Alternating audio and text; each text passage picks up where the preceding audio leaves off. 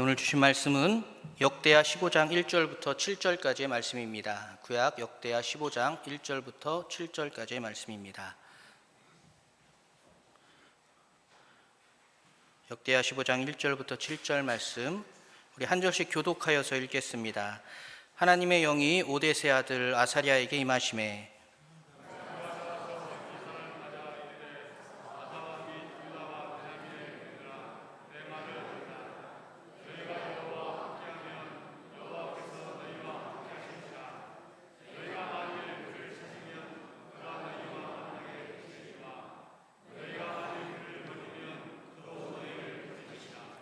이스라엘에는 참신이 없고 가르치는 제사장도 없고 율법도 없은 지가 오래되었으나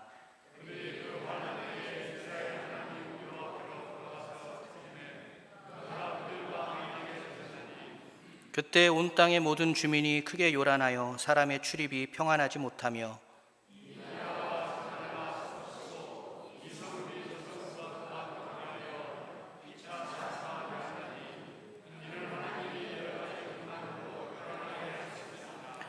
함께 읽겠습니다.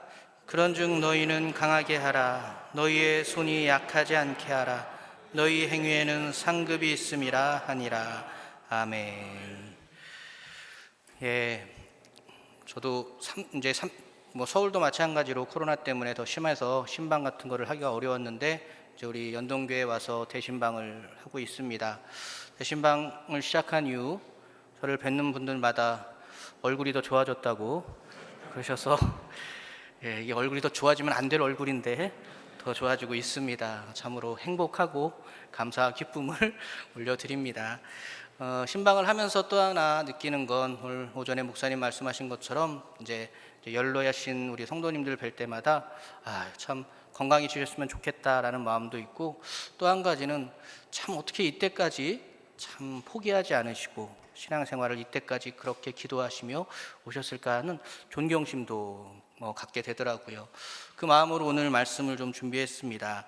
포기하고 싶을 때라는 제목으로 말씀을 잠시 전하겠습니다. 미국에서 시각장애인으로는 처음으로 인문계 박사학위를 받았으며 작가와 교육가, 정치가로까지 왕성하게 활동하며 참 많은 사람들에게 귀감이 되었던 헬렌 애덤스 켈러, 우리에게는 헬렌 켈러라는 이름으로 더 유명한 그녀는 자서전을 통해서 그녀가 언어와 문자에 능통하게 되기까지의 그 힘든 과정에 대해서 아주 이런 이야기를 감동적으로 들려주었습니다. 사물의 이름을 아는 데서 시작해서 점차 한 발짝 한 발짝 발전하여 나중에는 맨 처음에 따분한 철자법 연습에서 셰익스피어의 세계사에 가로놓인 광대한 거리를 횡단할 수도 있게 되었습니다. 시각장애인인 그녀가 글 하나를 배우기 위해서 얼마나 수십 배의 일반인보다 수십 배의 노력을 기울였겠죠. 그러나 그 모든 노력 끝에 포기하지 않았기 때문에 그녀는 정말로 뛰어난 인물로 자라날 수 있었다는 이야기입니다. 사랑하는 연동교회 교우 여러분, 죽음 앞에서 자신의 아들과도 같은 제자 디모데에게 바울이 남긴 그 마지막 말을 기억하시나요?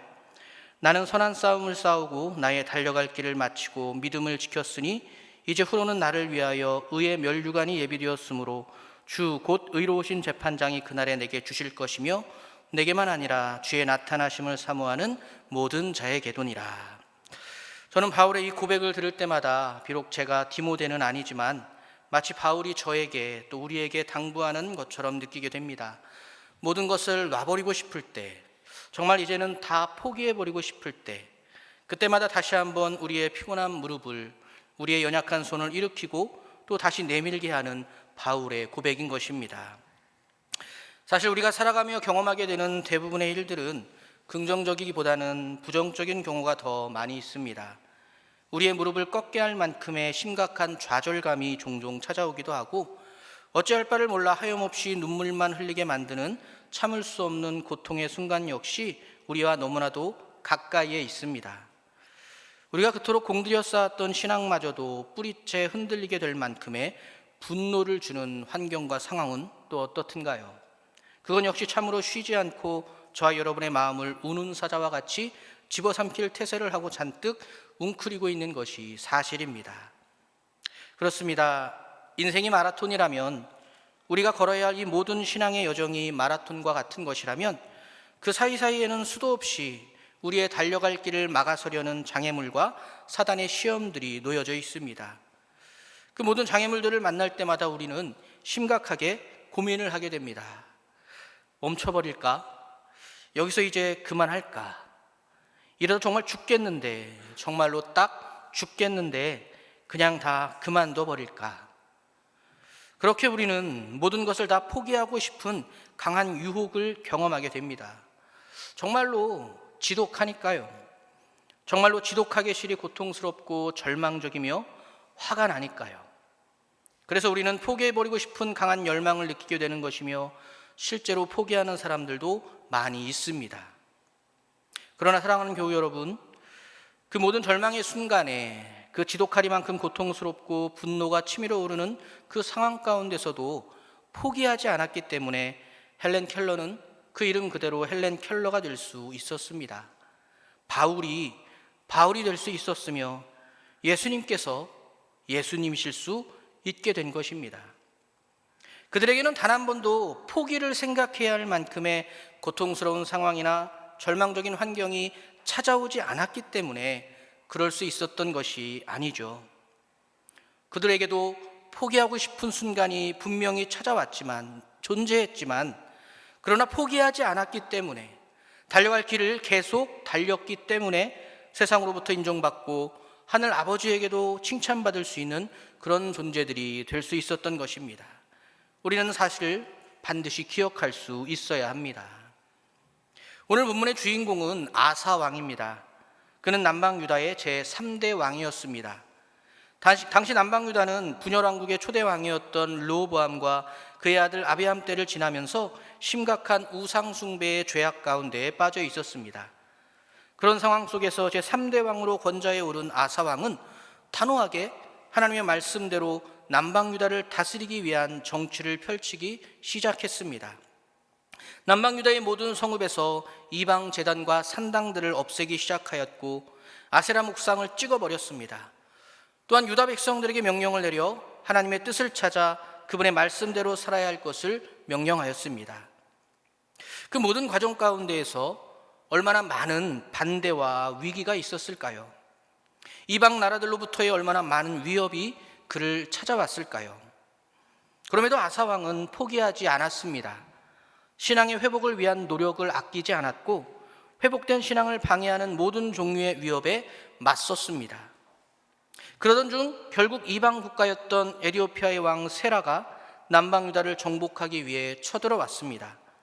정예군만 100만이 넘었고 병거가 300대에 이르렀습니다.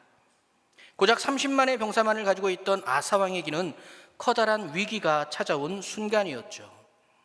정말로 모든 것을 다 포기해버리고 싶을 유혹이 찾아오는 그 위기의 순간, 포기만 하면 정말 편안해질 수 있을 것만 같은 그 달콤한 유혹의 순간이 아사왕에게도 찾아온 것입니다. 그러나 아사왕은 포기하지 않았습니다. 왕으로서 전장의 가장 맨 앞에 서서 자신들을 치료하는 에티오피아 군대를 바라보며 그는 오히려 하나님 앞에 무릎을 꿇었습니다. 그리고 기도하기 시작합니다. 오늘 본문 직전의 내용의 14장 11절의 말씀입니다. 아사가 그의 하나님 여호와께 부르짖어 이르되 여호와여, 힘이 강한 자와 약한 자 사이에는 주밖에 도와줄 리가 없사오니 우리 하나님 여호와여, 우리를 도우소서. 우리가 주를 의지하오며 주의 이름을 의탁하옵고 이 많은 무리를 치러 왔나이다. 여호와여, 주는 우리 하나님이시오니 원하건대 사람이 주를 이기지 못하게 하옵소서 하였더니. 기도를 보면 그 사람의 신앙의 어떠한 성숙함이 느껴지죠. 아사왕의 기도에는 우리가 주일마다 또 그 에스더 강해를 통해 들었던, 정말로 그 여호수아에게 귀가 박히도록 들려 읽으라고 하셨던 이스라엘과 아말렉의 첫 번째 전투에서의 그 방법이, 그 신앙이 그대로 녹아져 있는 것을 발견할 수 있습니다. 여호와여, 주는 우리 하나님이시오니 원하건대 사람이 주를 이기지 못하게 하옵소서. 아사왕은 모든 사람들이 대부분 포기하는 것을 선택하고 타협하는 것을 선택할 때 그러지 않고 하나님 앞에 무릎을 꿇고 이렇게 기도했던 것입니다. 그리고 오늘 우리가 읽었던 본문의 말씀은 바로 여기에 있는 이 아사왕의 기도에 대한 하나님의 응답입니다. 7절의 말씀입니다. 그런즉 너희는 강하게 하라. 너희의 손이 약하지 않게 하라. 너희 행위에는 상급이 있음이라 하니라. 포기하지 않을 때, 꺾고 싶은 무릎을 다시 세우고 놔버리고 싶은 손을 다시 내밀 때, 주저앉고 싶지만 다시 일어서며 도망치고 싶지만 다시 한번 용기를 내어 사단과 맞설 때, 그렇게 하나님을 붙들고 하나님께 매달려 기도할 때, 하나님께서는 우리에게 이렇게 약속하십니다. 너희 행위에는 상급이 있음이라. 사랑하는 연동교회 교우 여러분, 하나님을 믿는다는 것이 상황과 환경이 좋아지는 것을 약속하지는 않습니다. 하나님을 믿는다고 해서 절망적인 순간이 단번에 사라지거나 신앙을 갖게 되었다고 해서 고통스러운 아픔이 찾아오지 않게 되는 것은 아닙니다. 그랬다면 저는 진작에 장가를 갔겠죠. 그렇진 않더라고요. 제가 기도하지 않은 것이 아닙니다. 때가 아직 되지 않았을 뿐입니다. 그렇습니다. 오히려 더 많은 절망을 만날 수도 있으며 더 큰 고통의 아픔이 우리를 휘감을 수도 있습니다.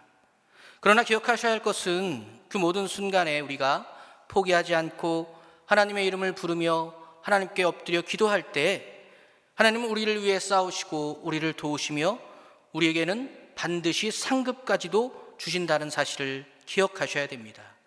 이것이 바로 하나님의 약속인 것입니다. 어떠한 상황과 환경에도 포기하지 않을 때 우리는 상급을 바라볼 수 있게 되는 것입니다. 앞서 말씀드렸던 바울의 고백대로 표현한다면 그 상급이란 의의 면류관입니다. 하나님 나라에 하나님의 자녀로서 얻게 될 의의 면류관, 이것이 의미하는 바는 다양합니다. 무한한 생명이기도 하고 사라지지 않는 하늘의 행복이기도 합니다. 공통적인 의미는 영원함이겠죠. 말 그대로 순간에 사라질 절망과 고통, 그 모든 상황과 환경의 때에 포기하지 않고 하나님께 기도했더니 하나님은 우리에게 영생을 약속해 주신다는 것입니다. 이것이 꼭 미래의 일만은 아닙니다. 영원한 생명, 영원한 하늘의 행복은 당장 오늘 이곳에서부터 시작할 수 있습니다. 오늘 본문의 마지막 구절에 나오는 성경의 표현은 이렇습니다. 이때부터 아사왕 제35년까지 다시는 전쟁이 없으니라. 사랑하는 연동교회 교우 여러분, 신앙을 갖는다는 것은 좋은 상황보다 오히려 힘들고 어려운 상황을 더 자주 만나게 될 수 있다는 것임을 우리는 솔직하게 인정할 수 있어야 합니다. 다만 그 모든 상황 속에서 신앙이란 하나님께서 주신 영원의 약속을 바라보며 긍정적인 마음과 시선을 가질 수 있게 되는 것입니다. 그저 세상이 말하는 긍정의 힘, 그런 것이 아니라 하나님을 믿기 때문에, 하나님께 기도할 수 있기 때문에 언제나 어떤 상황에서도 하나님이 반드시 선하게 우리를 이끌어 주실 것을 믿고 긍정적으로 밝게 세상을 바라보고 내 상황을 바라볼 수 있어야 한다는 것이죠. 그렇게 우리가 기도하며 포기하지 않고 하나님을 믿는 믿음으로 우리의 상황과 환경을 긍정할 수 있을 때 우리는 달려가야 할 그 길을 흔들림 없이 달려갈 수 있게 되는 것입니다. 이게 되지 못하면 지키고 싶어도 지킬 수 없는 것이 신앙입니다. 그래서 나타나는 것이 거짓 신앙입니다. 입술로는 주여 주여를 떠들지만 정작 삶으로는 늘 포기하고 늘 타협하며 늘 도망쳐버리는 그런 거짓 신앙, 마지막 때 의의 면류관이 아닌 크게 심판받게 될 참으로 두려운 신앙의 모습인 것입니다. 그러므로 중요한 것은 포기하지 않는 것이지 느린 것은 문제가 되지 않습니다. 포기하지 않는 것이지 나이의 많고 적음도, 내 건강의 강함과 약함도 문제가 되지 않습니다. 그저 하나님 바라보고 내가 할 수 있는 최선의 힘으로 하나님께 기도하며 하나님을 믿을 때 우리는 우리의 신앙을 아름답게 온전하게 지킬 수 있는 것이죠. 우리는 부족하고 느릴 수 있습니다. 말씀을 배우는 것도, 기도를 하는 것도, 찬양과 경배를 바르게 드리기 위한 모습도 남들보다 조금은 느리게 배우고 또 못하며 그럴 수 있습니다. 그렇다고 해서 이것이 비판을 받아야 하거나 문제가 되는 것은 아니죠. 진짜 문제는 포기하는 것입니다. 기도하지 않고 타협하며 포기하는 것이 문제입니다. 이래서 포기하고 절에서 포기해버리는 신앙, 이것이 진짜 문제입니다. 아무리 말씀을 꿰고 있어도 남들보다 몇 시간씩 기도를 할 수 있고 또 은사를 다양하게 가지고 있다 하더라도 정작 찾아오는 모든 상황과 환경 속에서 너무나도 쉽게 포기하려고 한다면 그것은 제대로 된 신앙이라고 할 수 없는 것이죠. 상황과 환경 가운데에서 인내하며 달려가야 할 그 길을, 그 모든 경주를 끝까지 달릴 수 있을 때 의의 면류관은 저와 여러분의 것이 될 수 있는 것입니다. 사랑하는 연동교회 교우 여러분, 좋은 신앙이란 일이 술술 풀리는 잘되는 신앙이 아닌 어떤 상황에서도 기도하며 포기하지 않는 신앙을 의미하는 것입니다. 폭풍우가 몰아쳐도 아버지를 붙들 수 있는 신앙, 깊고 깊은 절망의 나락에 빠지게 되더라도 예수 그리스도의 십자가를 붙들 수 있는 신앙, 그렇게 모든 상황과 환경 속에서 그러나 결코 포기하지 않고 기도하며 피곤한 무릎을 다시 세우고 연약한 손을 다시 내밀 수 있는 그런 신앙이야말로 참으로 좋은 신앙이라고 할 수 있습니다. 세상은 악하고 사단은 오늘도 저와 여러분을 유혹하고 있습니다.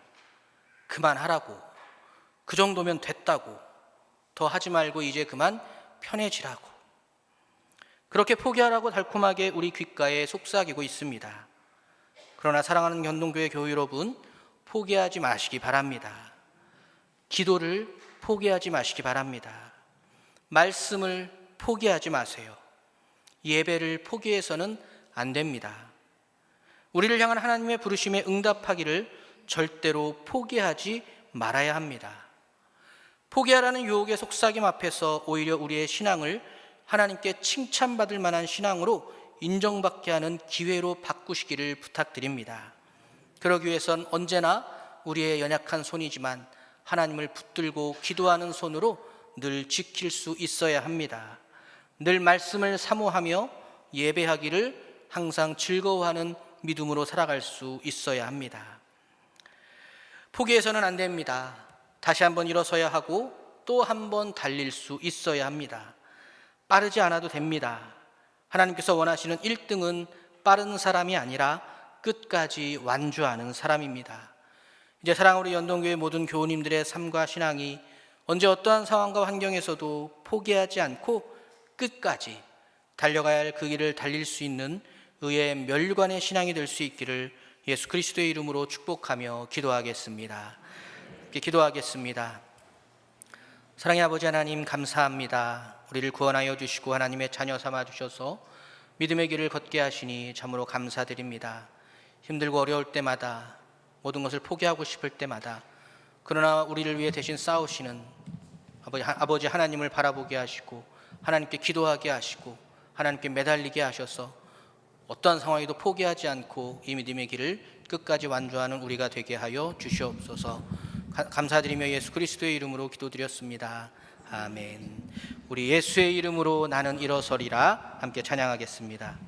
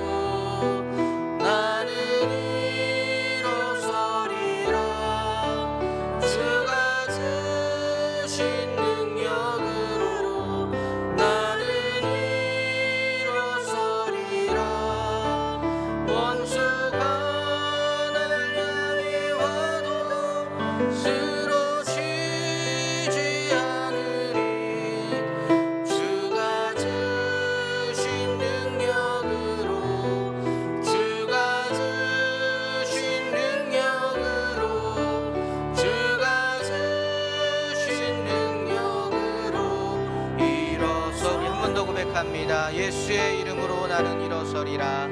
예수의 이름으로 나는 일어서리라. 주가 주신 능력으로 나는 일어서리라. 원수가 날 향해 와도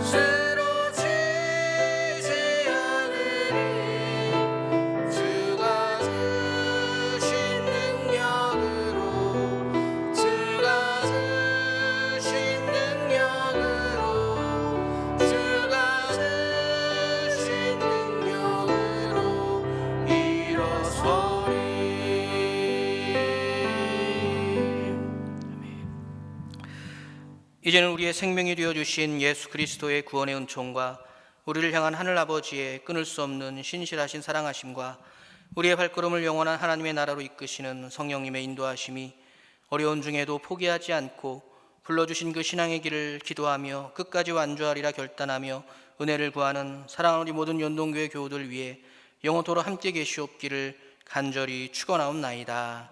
아멘.